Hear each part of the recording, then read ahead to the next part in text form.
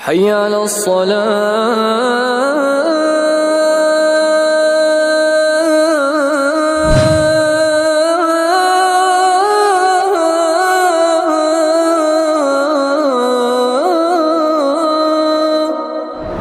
إن الحمد لله نحمده ونستعينه ونستغفره ونعوذ بالله من شرور أنفسنا ومن سيئات أعمالنا من يهده الله فلا مضل له ومن يضلل فلا هادي له وأشهد أن لا إله إلا الله وحده لا شريك له وأشهد أن محمدا عبده ورسوله أما بعد فإن خير الحديث كتاب الله وخير الهدي هدي محمد صلى الله عليه وسلم وشر الأمور محدثاتها وكل محدثة بدعة وكل بدعة ضلالة وكل ضلالة في النار فأعوذ بالله السميع العليم من الشيطان الرجيم من همزه ونفخه ونفثه بسم الله الرحمن الرحيم يا أيها الذين آمنوا اتقوا الله حق تقاته ولا تموتن إلا وأنتم مسلمون يا أيها الناس اتقوا ربكم الذي خلقكم من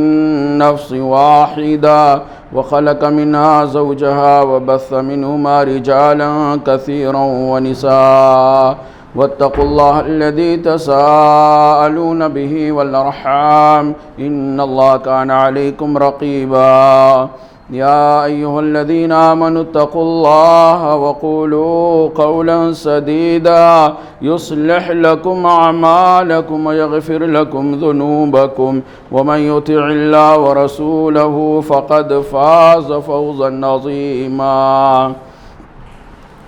اللهم صل على محمد وعلى آل محمد كما صليت على إبراهيم وعلى آل إبراهيم إنك حميد مجيد اللهم بارك على محمد وعلى آل محمد كما باركت على إبراهيم وعلى آل إبراهيم إنك حميد مجيد اللهم انفعني بما علمتني اللهم انفعني بما علمتني وعلمني ما ينفعني وزدني علما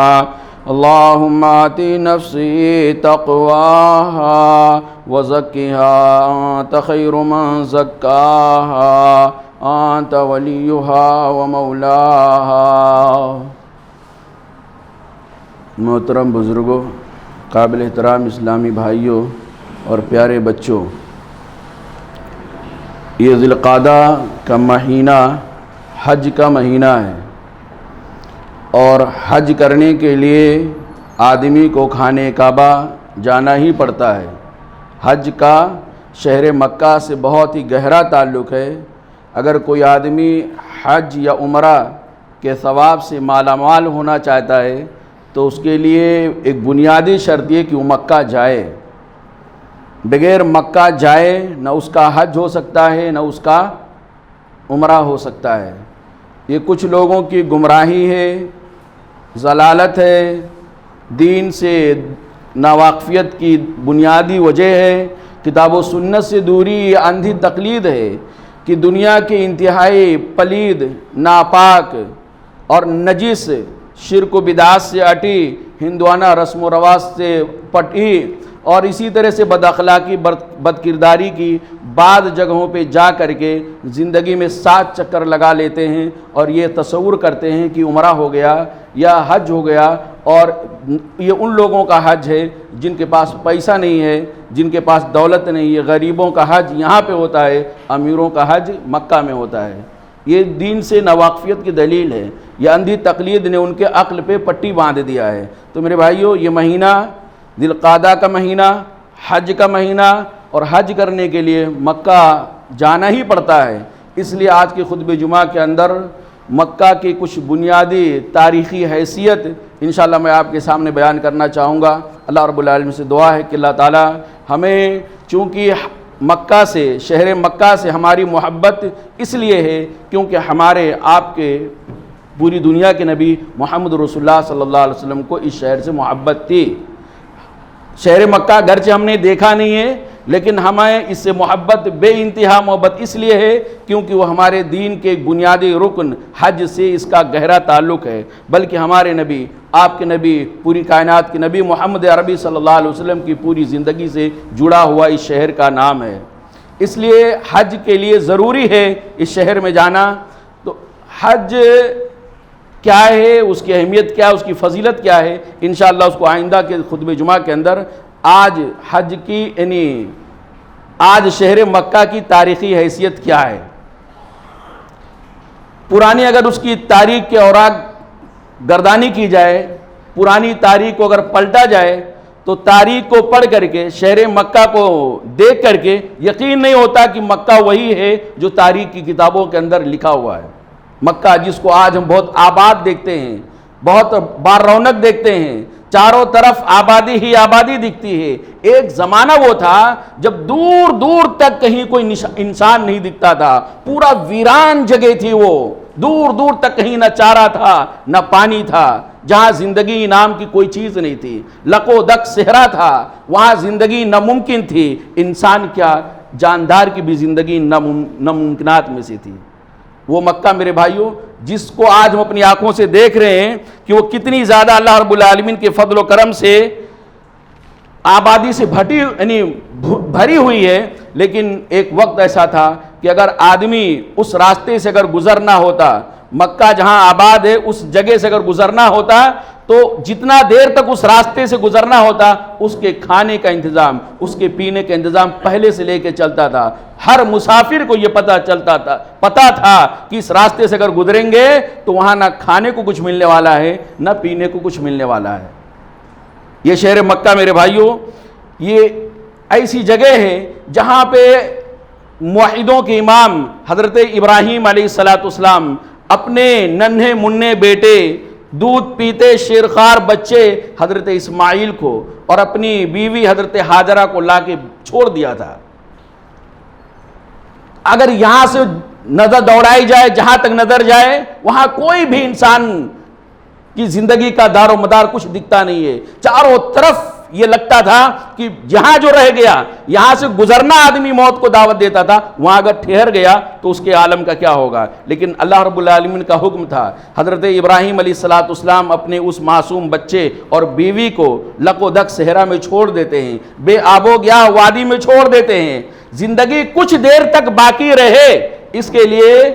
ایک تھیلی کے اندر کچھ کھجوریں اور ایک مشکیزے کے اندر کچھ پانی کی بوندیں چھوڑ دیتے ہیں، کچھ دن تک یہ زندگی باقی رہے۔ میرے بھائیوں یہ مکہ جو آج ہم دیکھتے ہیں، ایک وقت ایسا تھا کہ جب ابراہیم علیہ السلام اپنی بیوی کو چھوڑ کر کے جاتے ہیں تو بیوی یہ پوچھتی ہے، یا ابراہیم این تذهب وتتركنا بهذا الوادي الذي ليس فيه انسان ولا شيء، اے میرے سرتاج آپ مجھ سے اتنی محبت کرنے والے، زمانے گزر گئے آپ کو دعائیں کرتے کرتے، جوانی کی پوری زندگی گزر گئی آپ کو اللہ رب العالمین کے سامنے ہاتھ اٹھائے، لیکن جوانی میں اللہ رب العالمین نے آپ کو آپ کی پہلی بیوی سے اولاد نہیں دیا، اللہ نے میرے ذریعے سے آپ کو صاحب اولاد بنایا ہے، بڑھاپے میں بنایا ہے، ہمیشہ آپ دعائیں کرتے تھے، اتنی تمناؤں، اتنی آرزوؤں، اتنی کوششوں کے بعد اللہ نے آپ کو یہ ایک اکلوتا بیٹا دیا ہے، آپ مجھ کو اور اس کو اس ایسے وادی میں چھوڑ کے کہاں جا رہے ہیں؟ وادی کی ذرا کاشی کریں، یہ وہی مکہ ہے جہاں آج ہم یہ دیکھتے ہیں کہ تل رکھنے کی جگہ نہیں ہوتی ہے، جہاں پیر رکھنے کی جگہ نہیں ہوتی ہے، اس مکے کی عکاسی حضرت ہاجرہ کہتی ہیں رضی اللہ تعالیٰ عنہ، الذی لیس فیہ انسان ولا شیء، جہاں پہ کوئی انسان نہیں ہے، جہاں پہ زندگی گزارنے کے لیے کوئی بھی ساز و سامان نہیں موجود ہے۔ آپ ایسے صحرا میں، ایسے ویران جگہ میں ہم کو کس کے سہارے چھوڑ جا رہے ہیں؟ آپ ہم کو یہاں چھوڑ کر کے اکیلے جا رہے ہیں، آپ کا ماجرا کیا ہے؟ کیوں چھوڑے جا رہے ہیں؟ ایک بار، دو بار، 12 بار، کئی بار حضرت ہاجرہ نے اپنے شوہر سے اس بات کا مطالبہ کیا، آپ مجھے بتائیں کہ کس کے سہارے پہ چھوڑ کے جا رہے ہیں، غلطی کیا ہوئی؟ کوئی جواب نہیں، بار بار سوال لیکن کوئی جواب نہیں، مڑ کے دیکھنا بھی گوارا نہیں۔ اللہ کا حکم ایسے تھا، آخر میں اس بندی نے کہا، اللہ الذی امرک بہذا، کیا وہ اللہ ہی ہے جس نے آپ کو اس بات کا حکم دیا ہے؟ جس رب نے تم کو پیدا کیا، جس رب نے ہم کو پیدا کیا، کیا اسی نے ہم کو یہ کہا ہے کیا اسی نے آپ کو یہ کہا ہے کہ اپنی بیوی اور اپنے بیٹے کو لے جا کے اس صحرا میں چھوڑ دو جہاں زندگی نام کی کوئی چیز نہیں ہے؟ نام کچھ نہیں، صرف اتنا کہتے ہیں ہاں جو تم کہتی ہو کہ کیا رب نے اجازت دیا ہے، رب نے حکم دیا ہے، تو ہاں میرے رب کا حکم ہے۔ رب کا حکم سن کے کہتے ہیں اذن لا یضیعنا، تو پھر جائیے، آپ جائیے۔ اگر رب نے آپ کو اس صحرا میں مجھے بسانے کا حکم دیا ہے تو آپ جائیے۔ جس رب نے مجھے ماں کے پیٹ میں میری زندگی باقی رکھا، جب کچھ نہیں تھا تو انسان بنا دیا، اب اس لقودک صحرا کے اندر بھی وہ رب مجھے ضائع نہیں کرے گا۔ اذن جائیے پھر آپ، لا یضیعنا، ہمارا رب ہم کو اس جگہ ضائع و برباد نہیں کرے گا۔ تھوڑی دیر آپ سوچے ذرا، کچھ نہیں ہے، مسافر کے آنے کا کوئی سوال نہیں پیدا ہوتا، انسان وہاں پر مارے سوال نہیں پیدا ہوتا، کچھ تھوڑی سی کھجوریں ہیں، اسی طرح سے پانی کے کچھ بوندیں ہیں مشکیدے کے اندر، لیکن اس کا عالم یہ میرے بھائیوں کہ وہاں پر جب رب العالمین کا نام سنتی ہیں تو کہتی ہیں کہ آپ جائیے، اللہ رب العالمین ہمیں ضائع و برباد نہیں کرے گا۔ یہ وہ مدینہ یعنی مکہ تھا۔ تو مکہ کی وادی ایسی تھی کہ جہاں پر کوئی انسان بسنا تو دور کی بات، وہاں سے گزرنا بھی اپنے آپ کے لیے خطرہ سمجھتا تھا۔ یہ مکہ جو ہے یہ اسی وادی کا نام ہے جس وادی کے ایک ٹیلے پہ کھڑے ہو کر اللہ کے حبیب حضرت ابراہیم خلیل اللہ نے رب العالمین سے دونوں ہاتھ اٹھا کے اپنا رب العالمین سے کہا تھا، اے میرے رب میں تو جا رہا ہوں۔ بیوی کو مڑ کے دیکھ رہے ہیں، بچے کو مڑ کے دیکھ رہے ہیں، کافی دور بیوی بچوں کو چھوڑ چکے ہیں، ایک صحرا یعنی اس وادی مکہ کے اندر ایک ٹیلے پہ کھڑے ہو کر کے دیکھتے ہیں بہت دور نکل گیا۔ اللہ رب العالمین کے سامنے ہاتھ اٹھاتے ہیں اور اللہ رب العالمین سے کہتے ہیں رب انی اسکنت من ذریتی بواد غیر ذی زرع۔ قرآن کریم اس مکہ کی ویرانی کی کیفیت بتاتا ہے،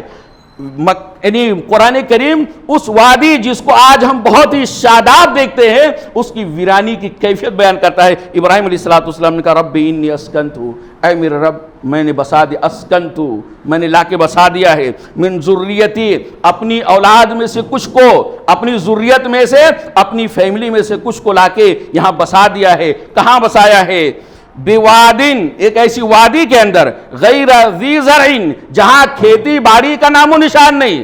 جہاں پہ گھاس پھوس بھی بڑی مشکل سے اگتے ہوں گے۔ عند بیتک المحرم، تیرے اس گھر کے پاس جو تو نے حرمت والا قرار دیا ہے۔ ربنا لیقیموا الصلاۃ، اے رب العالمین میں اپنے اولاد کو یہاں اس لیے بسا رہا ہوں تاکہ یہ تیرے لیے نماز پڑھ سکے۔ لیقیموا الصلاۃ، امید اسی کا نام ہے، توکل اسی کا نام ہے، بھروسہ اعتماد اسی کا نام ہے کہ اللہ رب العالمین کے حکموں پر عمل کیا جائے، اسباب اختیار کیا جائے، جتنا آپ کے پاس طاقت ہے نتیجہ رب العالمین کے حوالے کر دیں۔ ابراہیم علیہ السلام ذرا آپ سوچیں وہاں زندگی باقی رہ سکتی ہے، لیکن وہاں کہہ رہے ہیں اللہ تعالیٰ میں اس لیے آباد کر رہا ہوں، اس لیے چھوڑ کے جا رہا ہوں تاکہ اس کی جو آنے والی ذریت ہے، ان کی جو آنے والی اولاد ہے، یہ رب العالمین تیرے لیے نماز پڑھ سکے۔ زندگی باقی رہنے کا کوئی آثار نہیں ہے، نماز پڑھنے کی فکر پہلے سے ہے۔ تو یہ اسی وادی کا نام میرے بھائیوں جہاں پہ ابراہیم علیہ السلام نے اللہ تعالیٰ سے دعا کیا تھا، فَجْعَلْ أَفْئِدَةً مِّنَ النَّاسِ تَهْوِي إِلَيْهِمْ، اے میرے رب لوگوں کے دلوں کو ان کی طرف پھیر دے۔ اب آپ ذرا اس سین میں جائیں کہ پورا ایک سنسان میدان ہے، سناٹا چھایا ہوا میدان ہے، کہیں کوئی نشان نہیں دکھتا ہے، کہیں کوئی لائٹ نہیں دکھتی، کوئی یعنی چرند پرند نہیں دکھتے ہیں۔ وہاں پہ آدمی یہ دعا کرے کہ اے رب العالمین یہ جو میں نے اپنی چھوٹی سے کنبے کو یہاں بسایا خاندان کو، اللہ تعالیٰ لوگوں کے دلوں کو ان کی طرف پھیر دے، اللہ تعالیٰ لوگوں کو ان کے دلوں کی طرف پھیر دے اور اس طرح اس کی طرف آئیں۔ وَارْزُقْهُم مِّنَ الثَّمَرَاتِ لَعَلَّهُمْ يَشْكُرُونَ، اللہ تعالیٰ اور یہاں جو لوگ آباد ہوں، جو لوگ یہاں بسیں، اللہ تعالیٰ ان کو اس بات کی توفیق عطا فرما کہ جو تو انہیں روزی دے اس روزی کے کھا کر کے تیرے شکر گزار بندے بن سکیں۔ تو یہ اس وادی مکہ کی تاریخ ہے جہاں بے آب و گیا، آپ بار بار اس لفظ کو سنو گے، اور یہ وادی یعنی یہ شہر مکہ جہاں آج امن و امان کی خوشبوئیں جہاں سے پوری دنیا کے اندر پھوٹتی ہیں۔ لوگ مثالیں دیتے ہیں کہ اگر امن دیکھنا ہے، سکون دیکھنا ہے، اور اسی طرح چین دیکھنا ہے تو آپ جا کے مکہ کے اندر دیکھو. یہ مکہ جو آج پرامن شہر مانا جاتا ہے, پرسکون شہر مانا جاتا ہے, کبھی ایسا تھا کہ وہاں وحشت کی بارش ہوا کرتی تھی, وحشت برستی تھی, خوف اور دہشت وہاں چھایا ہوا تھا. اللہ رب العالمین نے ابراہیم علیہ السلام کی دعا کو نقل کیا اور کہا رب اجعل ھذا بلدا آمنا. ابراہیم علیہ السلام نے اللہ تعالیٰ سے دعا کیا کہ اے میرے رب اس جگہ کو شہر بنا دے. رب اجعل ھذا, اے اللہ اس جگہ کو تو شہر بنا دے. شہر مطلب یہاں آبادی دے دے, اور اس شہر کو اس جگہ کو بسا دے, اور امنا, اور اس شہر کو کیا بنا دے, امن والا بنا دے. آج میرے بھائیوں شہر مکہ کے امن و سکون کے بارے میں مجھے آپ کو بتانے کی ضرورت نہیں ہے. یہ وہ جگہ ہے میرے بھائیوں جہاں آج ہم دیکھتے ہیں نا کہ چپے چپے پہ, قدم قدم پہ آپ کو زمزم کا پانی پینے کو ملتا ہے. ایک وقت ایسا تھا کہ وہاں اگر کوئی آدمی گزرے تو ایک پانی کے ایک ایک قطرے کا محتاج ہوتا تھا, ترس جاتا تھا ایک ایک قطرے کو. اور اسی چیز کو میرے بھائیو آپ ذرا سوچیں کہ وہ جو ابراہیم علیہ السلام اپنی اولاد کے لیے, اپنے بیٹے اور بیوی کے لیے جو کھجور چھوڑ کر کے گئے تھے, کتنے دن تک وہ کھجور کھائیں گے دو لوگ؟ یا ایک آدمی کھجور کھائے گا, پانی پیے گا, اور اس کے ذریعے سے دودھ پیدا ہوگا, تو یہ زندگی کتنے دن تک رہ سکتی ہے؟ چند دن تک وہ کھجور کھائے, بڑا احتیاط کے ساتھ, قناعت کے ساتھ تھوڑا تھوڑا کھائے تاکہ زندگی باقی دیر تک باقی رہ سکے. کھجور کھائی, پانی پی, اور اس کے ذریعے سے جو دودھ پیدا ہوا, دودھ اپنے بیٹے کو پلائے. کھجور ختم ہو گیا, پانی ختم ہو گیا, دودھ کا آنا بند ہو گیا. ماں ہوتی ہے,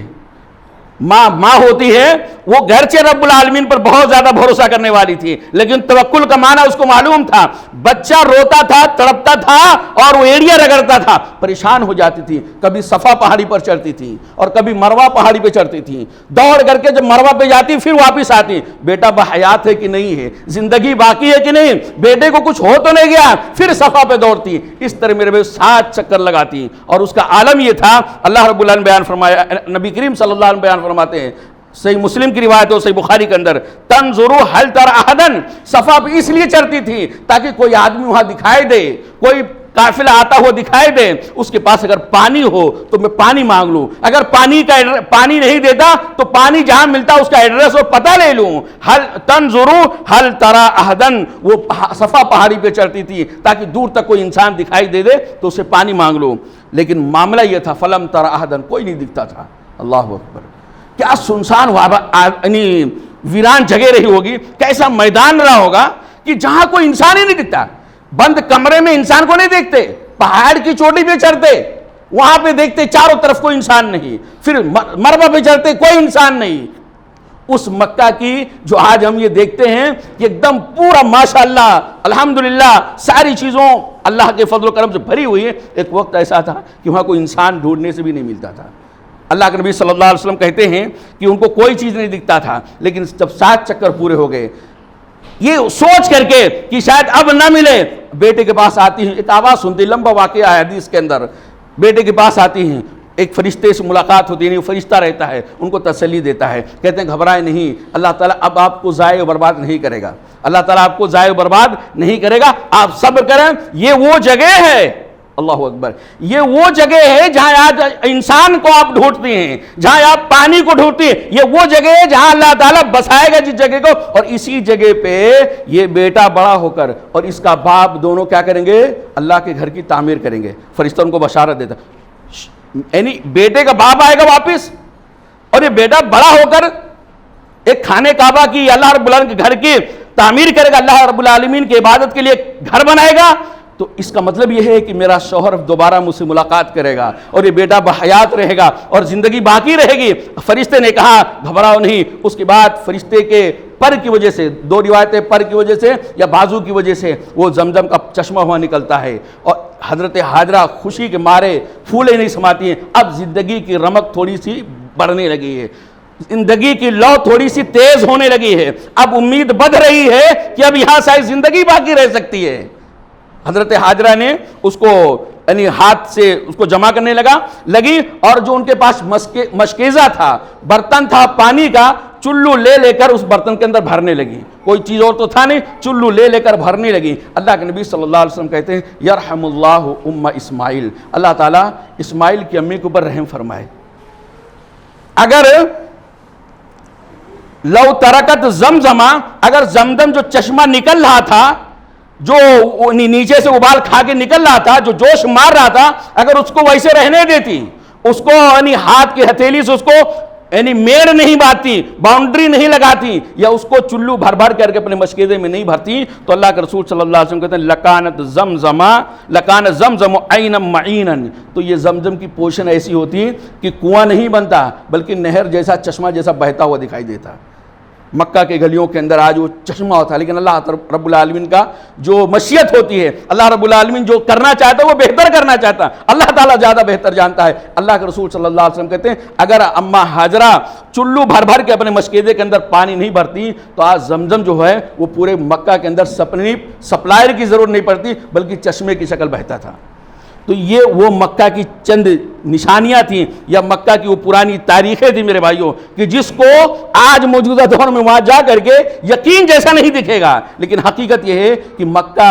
پہلے ویسے تھا جیسا قرآن کے اندر اور اللہ کے رسول صلی اللہ علیہ وسلم کی حدیث کے اندر بیان فرمایا ہے۔ اللہ رب العالمین سے دعا ہے کہ اللہ تعالیٰ ہم تمام بھائیوں کو شہر مکہ کی تاریخ کو سمجھنے کی اور شہر مکہ سے ویسی محبت کرنے کی جیسا محمد رسول اللہ صلی اللہ علیہ وسلم صحابہ کرام کو تھی، ویسی محبت کرنے کی توفیق عطا فرمائے۔ آمین۔ اقول قولی ھذا استغفر اللہ لی ولکم ولسائر المسلمین فاستغفروہ انہ هو الغفور الرحیم۔ إن الحمد لله نحمده ونستعينه ونستغفره ونعوذ بالله من شرور أنفسنا ومن سيئات أعمالنا، من يهده الله فلا مضل له ومن يضلل فلا هادي له، وأشهد أن لا إله إلا الله وحده لا شريك له، وأشهد أن محمدا عبده ورسوله۔ اللهم صل على محمد وعلى آل محمد كما صليت على إبراهيم وعلى آل إبراهيم إنك حميد مجيد، اللهم بارك على محمد وعلى آل محمد كما باركت على إبراهيم وعلى آل إبراهيم إنك حميد مجيد۔ محترم اسلامی بھائیوں، پہلے خطبہ جمعہ کے اندر مکۃ المکرمہ کی تاریخی حیثیت جو قرآن اور حدیث کے اندر بیان کی گئی ہے وہ میں نے آپ کے سامنے بیان کیا کہ مکہ ایک ویران جگہ تھی، جہاں کوئی چارہ نہ تھا، جہاں کوئی پانی کا قطرہ نہ تھا، جہاں کوئی انسان نہ تھا، بالکل ویران جگہ تھی، چٹیل میدان تھا۔ رب العالمین کے فضل و کرم سے آج مکہ کے اندر بہت ساری ایسی چیزیں ہیں جو دنیا کے اندر آپ کو دیکھنے کی نہیں ملیں گی۔ اس کی ایک بنیادی وجہ یہ ہے کہ حضرت ابراہیم علیہ السلام نے اللہ رب العالمین سے کئی ساری دعائیں کیا تھا۔ مکہ کے آباد ہونے کی ایک بنیادی وجہ ابراہیم علیہ السلام کی دعا ہے۔ ابراہیم علیہ السلام بیٹے اسماعیل علیہ السلام کے بڑے ہونے کے بعد ان سے ملاقات کرنے کی غرض سے گئے۔ بہو سے ملاقات ہوتی ہے، پوچھتے ہیں تمہارا کھانا کیا ہے؟ کہتے ہیں گوشت۔ پینا کیا ہے؟ پانی۔ کہتے ہیں اللہ تعالیٰ تمہارے کھانے کے اندر اور تمہارے پینے کے اندر، یا تمہارے گوشت کے اندر اور تمہارے پینے کے اندر برکت عطا فرمائے۔ کھانے کے اندر جو گوشت تھا اس گوشت کے اندر برکت کی دعا، اور جو پینے کے لیے پانی تھا اس کے اندر برکت کی دعا۔ آج الحمدللہ جیسے مکہ کے اندر بہت ساری چیزوں کی کمی نہیں ہوتی، ویسے ہی گوشت اور پانی کی کمی نہیں ہوتی ہے۔ دوسرے خطبہ جمعہ کے اندر مکۃ المکرمہ کی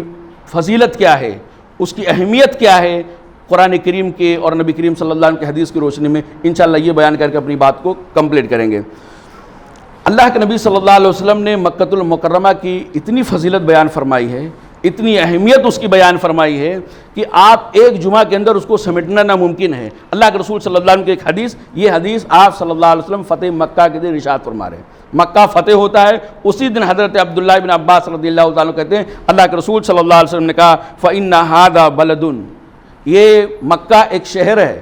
فَإِنَّ هَذَا بَلَدٌ، مکہ ایک شہر ہے، حرم اللہ یوم خلق السماوات والارض، اس مکہ کو اللہ رب العالمین نے حرمت والا شہر اسی دن قرار دے دیا تھا جس دن اللہ تعالیٰ نے آسمان و زمین کو بنایا تھا۔ تو یہ مکہ قابل حرمت ہے، عزت والا ہے اور شرف والا ہے، یہ اسی دن سے جس دن اللہ رب العالمین نے آسمان و زمین کو بنایا ہے۔ مکہ آباد نہیں تھا، مکہ کے اندر بلڈنگیں نہیں تھیں، مکہ کے اندر لوگ نہیں تھے، لیکن مکہ کی جگہ تھی۔ اس جگہ کو اللہ رب العالمین نے حرمت والی جگہ قرار دیا تھا، اور یہ کسی کو نہیں پتا تھا سوائے رب العالمین کے، الا یہ کہ اللہ رب العالمین نے مکہ کو بعد میں آباد کر دیا۔ تو نبی رحمت صلی اللہ علیہ وسلم کہتے ہیں کہ مکہ کو اللہ رب العالمین نے حرمت والا قرار دیا ہے، یہ اسی دن سے ہے جس دن سے اللہ رب العالمین نے آسمان و زمین کو بنایا ہے۔ وَهُوَ حَرَامٌ بِحُرْمَةِ اللَّهِ إِلَى يَوْمِ الْقِيَامَةِ، اور یہ اللہ رب العالمین کے حرام قرار دینے کی وجہ سے، حرمت والا قرار دینے کی وجہ سے وہ قیامت تک حرمت اس کی باقی رہے گی۔ اس کی حرمت کو کوئی چیلنج نہیں کر سکتا ہے، اس کی حرمت کو کوئی منسوخ نہیں کر سکتا۔ حرمت کا مطلب کیا ہے؟